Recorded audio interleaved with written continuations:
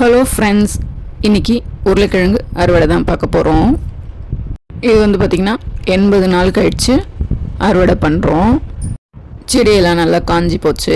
இப்போது அதை எல்லாமே நல்லா அறுவடை பண்ணிக்கலாம். எவ்வளோ வருதுன்னு தெரியல, பார்க்கலாம்.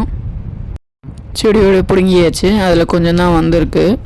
உள்ளே தொட்டியை குட்டி மண்ணில் எவ்வளோ இருக்குதுன்னு பார்க்கலாம். மண்ணெல்லாம் லூஸாக தான் இருக்குது, ஆனால் எவ்வளோ இருக்குது கொஞ்சம் தான் இருக்குது போல்.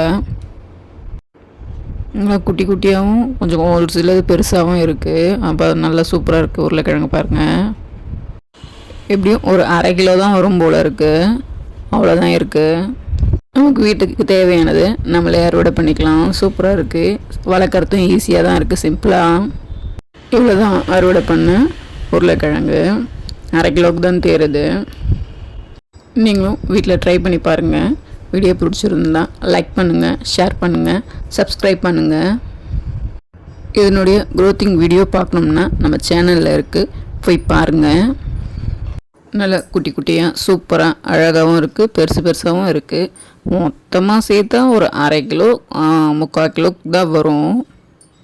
ஓகே, இது நம்ம வீட்டுக்கு ஒரு 2 நாளைக்கு யூஸ் பண்ணிக்கலாம், நல்லா வரும். ஓகே, பாய். நீங்களும் வீட்டில் ட்ரை பண்ணி பாருங்கள். ஓகே.